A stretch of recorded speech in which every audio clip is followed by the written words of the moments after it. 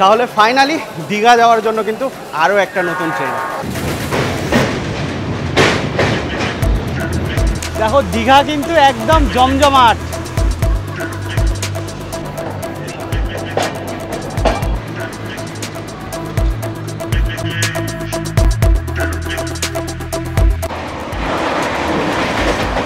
এটাই কিন্তু দীঘা যাওয়ার একমাত্র ট্রেন যেখানে কিন্তু ফার্স্ট এসি রয়েছে।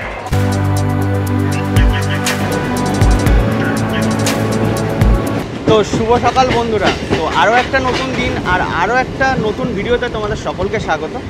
আর আমার সকাল কিন্তু অনেক আগেই হয়েছিল। এই মুহূর্তে কিন্তু আমি প্রবেশ করতে চলেছি শিয়ালদা স্টেশনে। আর এখান থেকে কিন্তু আমি যাব হাওড়া স্টেশনে, কারণ আজকে কিন্তু একটা নতুন ট্রেনে জার্নি করব দীঘা অবধি। তো তোমাদের সাথেও কিন্তু সব কিছু শেয়ার করব। তো আপাতত আমি শিয়ালদা স্টেশনে যাই, তারপরে যেতে যেতে কিন্তু সব কিছু তোমাদের সাথে শেয়ার করছি। আর দেখো শিয়ালদা স্টেশনে ঢুকছি, আর বাঁ দিকে দেখো পদাতিক এক্সপ্রেস দাঁড়িয়ে রয়েছে।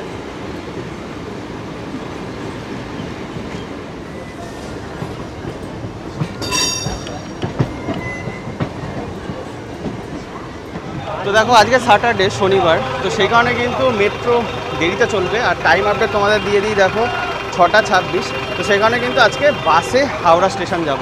আর এই হচ্ছে দেখো বাস, বাসেই কিন্তু হাওড়া স্টেশন যাব। তো চলো চটপট উঠে পড়ি।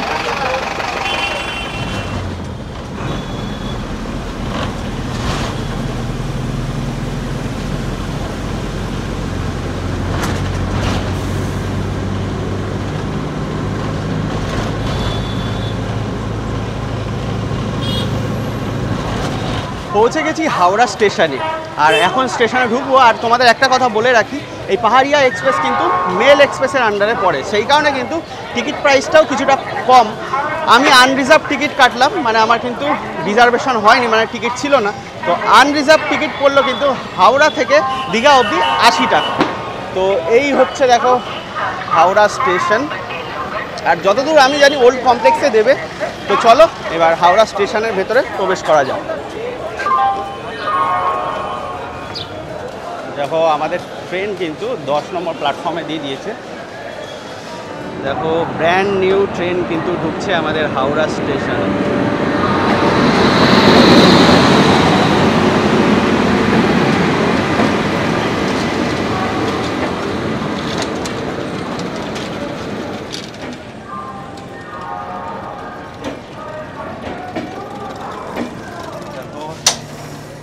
এই হচ্ছে ফার্স্ট এসি। হাওড়ায় ওনারা নেমে গেলেন, একটু অগোছালো রয়েছে। আর এই একমাত্র ট্রেন যেখানে কিন্তু তোমরা ফার্স্ট এসিতে হাওড়া থেকে দীঘাও জার্নি করতে পারো। দেখো যারা রিজার্ভেশন টিকিট পাচ্ছ না, এই একমাত্র ট্রেন যেটাতে কিন্তু জেনারেল কোচ ফাঁকা যায়। তোমাদেরকে দেখিয়ে দিচ্ছি, দেখো দেখো জেনারেলে কিন্তু তোমরা আরামসে দীঘা পৌঁছে যেতে পারো। দেখো হাওড়া স্টেশন থেকে মানে 10 নম্বর প্ল্যাটফর্ম থেকে ছাড়ার কথা ছিল ঠিক 7টা 50-এ, সে জায়গায় কিন্তু ট্রেন কিছুটা লেট করলো। দেখো এখন টাইম আপডেট 8টা, মানে 10 মিনিট লেটে কিন্তু ছাড়লো। আমাদের এই প্রথম দিনের যাত্রা, মানে আজকে থেকেই কিন্তু LHB কোচ স্টার্ট হয়ে গেল। আর দেখো হাওড়া স্টেশন তো ডিপার্ট করলো। আর তোমাদের আরও একটা ইনফরমেশান দিয়ে দিই, এনজিপির থেকে এই পাহাড়িয়া এক্সপ্রেস কিন্তু হাওড়ায় যখন আসবে, আর হাওড়ার থেকে কিন্তু তার ঠিক বিপরীত দিকে মুভ করবে, মানে এখান থেকে কিন্তু রিভার্স হবে।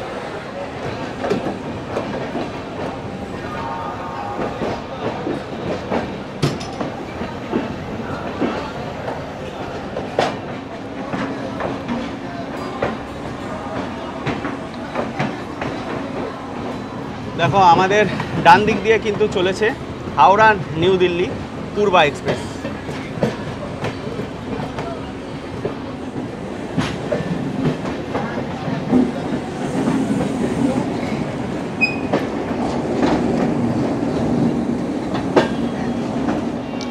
দেখো হাওড়া স্টেশন তো ডিপার্ট করছে, তার আগে কিন্তু তোমাদের কিছু ইনফরমেশান দিয়ে রাখি। ইনফরমেশান বলতে এই ট্রেনটা কিন্তু 2009 সালের 5ই অক্টোবর ফার্স্ট কিন্তু স্টার্ট হয়েছিল। তো তখন থেকে কিন্তু আগের সপ্তাহ অবধি ICF কোচেই চলতো। আর আজ মানে গতকাল থেকে কিন্তু এনজিপির থেকে LHB মানে নতুন রেক পেয়েছে, তো LHB কোচেই কিন্তু এবার থেকে যাত্রা করবে। আর দেখো এই ট্রেনে কিন্তু টোটাল 18টা কোচ রয়েছে। দেখো এই পাহাড়িয়া এক্সপ্রেস কিন্তু এনজিপির থেকে রাত 8:15-তে ছাড়ে প্রতি শুক্রবার, মানে এটা উইকলি স্পেশাল ট্রেন। আর হাওড়া স্টেশনে এসে পৌঁছায় 7:30-এ, আর 7:50-এ আবার হাওড়া স্টেশন থেকে ছেড়ে 11:55-তে পৌঁছায় দীঘাতে। এনজিপির থেকে দীঘার মধ্যে কিন্তু টোটাল 17টা হল্ট রয়েছে, আর হাওড়া থেকে যদি তোমরা ধরো তাহলে কিন্তু 6টা হল্ট রয়েছে। এই 18টা কোচের মধ্যে কিন্তু 4টে জেনারেল কোচ আর 3টে স্লিপার কোচ, থার্ড ইকোনমি 5টা আর থার্ড এসি 1টা, সেকেন্ড এসি 2টো, আর ফার্স্ট ক্লাস রয়েছে কিন্তু 1টা কোচ। এবারে হাওড়া থেকে দীঘা যাওয়ার ভাড়াগুলো তোমাদের সাথে একটু বলে দিই। দেখো তোমরা যদি স্লিপার কোচে কাটো তাহলে হাওড়া থেকে দীঘা যেতে কিন্তু তোমাদের 150 টাকা পড়বে।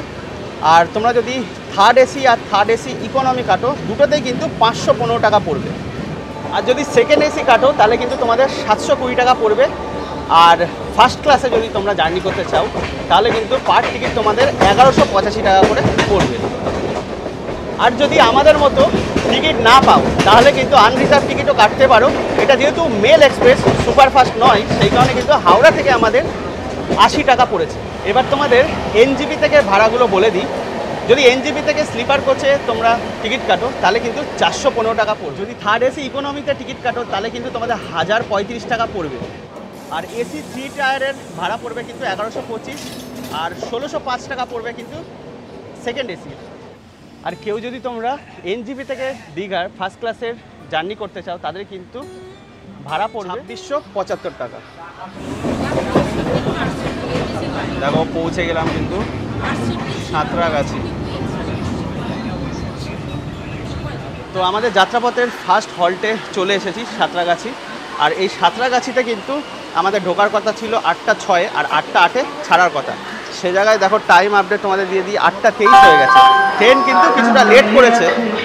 দেখো প্রচুর মানুষের কিন্তু অসুবিধা হচ্ছে, যেহেতু আজকে ফার্স্ট ডে আর মানে এলএইচবি কোচের ফার্স্ট রান, সেখানে কিন্তু অনেকেই সামনে এগিয়ে গেছিল, কিন্তু আলটিমেটলি সামনে কিন্তু কোনো জেনারেল নেই। দেখো ট্রেন তো কিছুটা লেটেই চলছিল, তারই মধ্যে কিন্তু আবার ফাঁকা ট্রেন, জেনারেল ফাঁকা, সেই জায়গায় কিন্তু চেন পুলিং হয়েছে। দেখো আরপিএফ স্যার একজনকে ধরেওছে ওই সামনে, দেখো এখনো কিন্তু আওয়াজ হচ্ছে। এই জেনারেল কোচে কিন্তু চেন পুলিং হয়েছে। আর দেখো তোমাদের জন্য একটা ডিসক্লেমার দিয়ে দিই, তোমরা কিন্তু কেউ চেন পুলিং করবে না, কারণ এটা কিন্তু একদম দণ্ডনীয় অপরাধ। তোমাদের তো ফাইন হবেই, তার সাথে কিন্তু জেলও হতে পারে। দেখো 8:33 বাজে ফাইনালি কিন্তু সাঁতরাগাছি জাংশন ট্রেন ছাড়লো। আর তোমাদের তো যেটা বলছিলাম, খবরদার কিন্তু কেউ চেন পুলিং করবে না। আর চেন পুলিংয়ের কারণে কিন্তু ট্রেনটা ছাড়তে কিছুটা দেরিও হয়ে গেল। আর দেখো যারা এনজিপি থেকে জার্নি করবে তাদের কিন্তু টোটাল 777 কিলোমিটার পাড়ি দিয়ে দীঘা পৌঁছাতে হবে। আর যারা হাওড়া থেকে জার্নি করবে তাদের কিন্তু 185 কিলোমিটার পাড়ি দিয়ে দীঘা পৌঁছাতে হবে।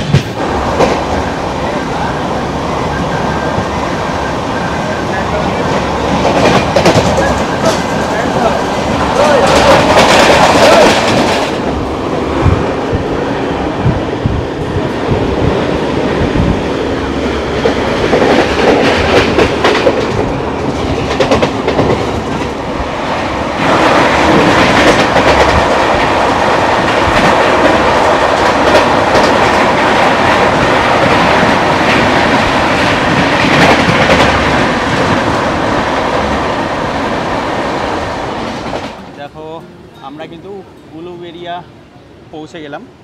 আর এটা কিন্তু দ্বিতীয় হল্ট আমাদের যাত্রাপথে। আমাদের যাত্রাপথে 31 কিলোমিটার পাড়ি দিয়ে এই মুহূর্তে পৌঁছালাম উলুবেড়িয়া। আর এখানে কিন্তু টাইম ছিল 29-এ, মানে 8:29-এ ঢোকার কথা, 8:31-এ ছাড়ার কথা। সে জায়গায় কিন্তু এখন মোটামুটি দেখো 8:52 বেজে গেছে, মানে মোটামুটি 20 থেকে 25 মিনিট লেটে চলছে ট্রেন। দেখো দেখতে দেখতে কিন্তু আমাদের যাত্রাপথের তৃতীয় হল্ট বাগনান আমরা কিন্তু প্রবেশ করলাম। ট্রেন কিন্তু এখনও মোটামুটি 15 থেকে 20 মিনিট লেটে চলছে। দেখো বাগনান ক্রস করলাম, আর একটু পরে আসবে কিন্তু দেউলটি, মানে শরৎচন্দ্র চট্টোপাধ্যায়ের বাড়ি, যে রূপনারায়ণ তীরে, মানে রূপনারায়ণ নদীর তীরে, সেই রূপনারায়ণ নদীর ব্রিজ, সেটাও কিন্তু তোমাদের সাথে শেয়ার করব।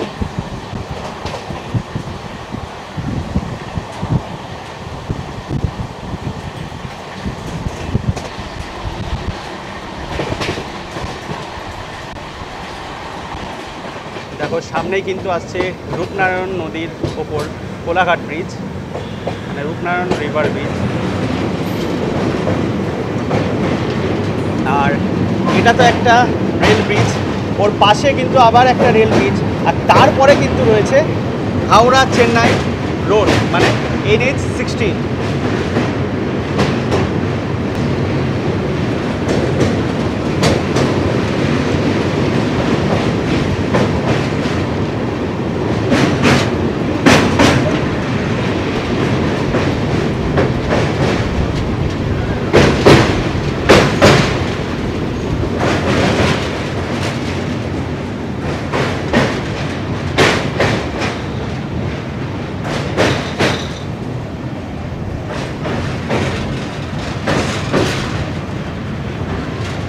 দেখো এই মুহূর্তে কিন্তু আমরা কোলাঘাট স্কিপ করছি, আর কোলাঘাটে কিন্তু এই ট্রেনে কোনো স্টপেজ নেই।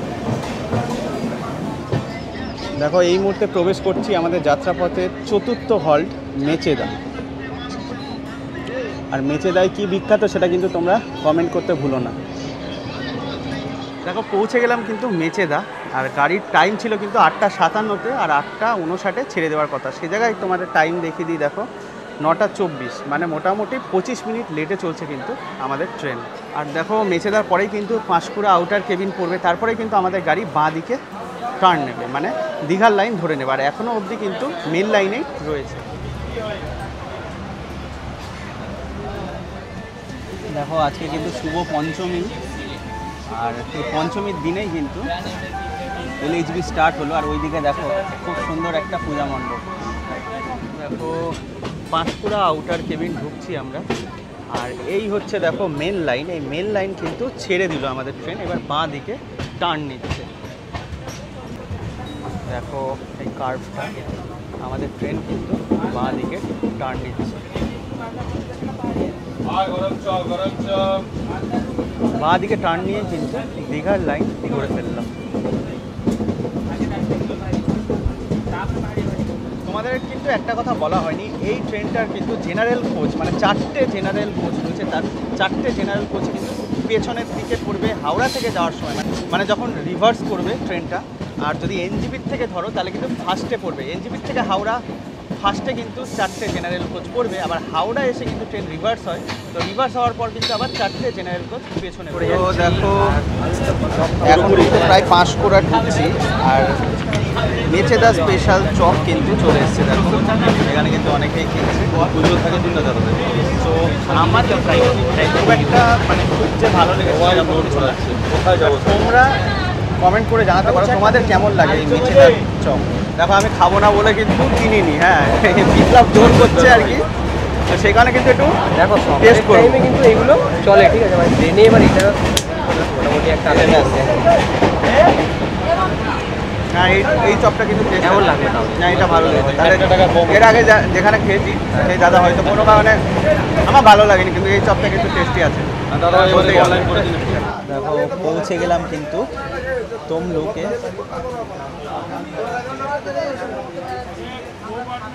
দেখো পৌঁছে গেলাম কিন্তু তমলুকে, আর এখানে কিন্তু টাইম ছিল 9:37-এ, আর 9:39-এ ছাড়ার কথা ছিল। এখনও কিন্তু ট্রেন মোটামুটি 36 মিনিট লেটে চলছে, কারণ এখন 10:07 বেজে গেছে। আর এরপরে কিন্তু আমাদের লাস্ট স্টপেজ মানে কাঁথি, তারপরেই কিন্তু আবার দীঘা আমরা পৌঁছে যাব। অলরেডি ঝিরিঝিরি বৃষ্টি পড়ছে।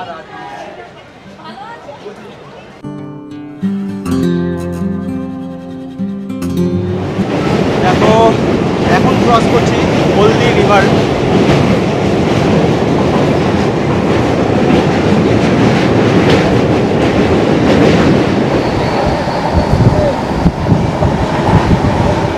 আমাদের যাত্রাপথের 152 কিলোমিটার পাড়ি দিয়ে পৌঁছে গেলাম কিন্তু কাঁথি। দীঘা যাওয়ার আগে এটাই কিন্তু লাস্ট হল্ট, এরপরে কিন্তু আমরা ডাইরেক্ট পৌঁছে যাব দীঘা। পৌঁছে গেলাম দীঘা।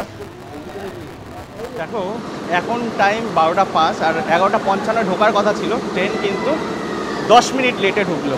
আর সামনে কিন্তু দেখতে পাচ্ছি দীঘার জগন্নাথ মন্দির।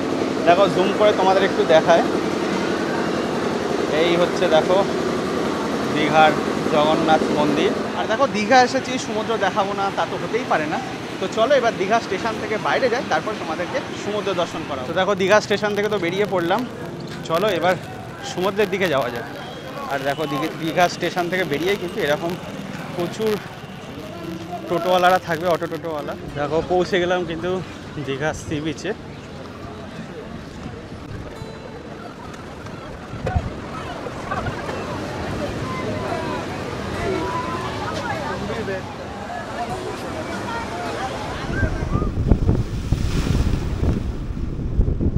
তো দেখো সমুদ্র তো দর্শন করালাম, আর এই মুহূর্তে কিন্তু দীঘা সি বিচেই রয়েছি, যদিও আমাকে বাড়ি ফিরতে হবে। আর তোমাদেরকে বলে রাখি, এই পাহাড়িয়া এক্সপ্রেসের নতুন LHB রেক দিয়ে যে স্টার্ট হলো, এই সম্পূর্ণ জার্নিটা তোমাদের কেমন লেগেছে তোমরা কিন্তু অবশ্যই কমেন্টে জানিও। যদি কিছু ভালো লেগে থাকে লাইক শেয়ার কমেন্ট করতে ভুলো না, আর চ্যানেলটা তো অবশ্যই সাবস্ক্রাইব করে রেখো এরকমই আরও ইন্টারেস্টিং আর ইনফরমেটিভ ভিডিও পাওয়ার জন্য। তো দেখা হচ্ছে নেক্সট ভিডিওতে, ততক্ষণের জন্য ভালো থেকো, সুস্থ থেকো, আর চ্যানেলটা সাবস্ক্রাইব করে জুড়ে রেখো।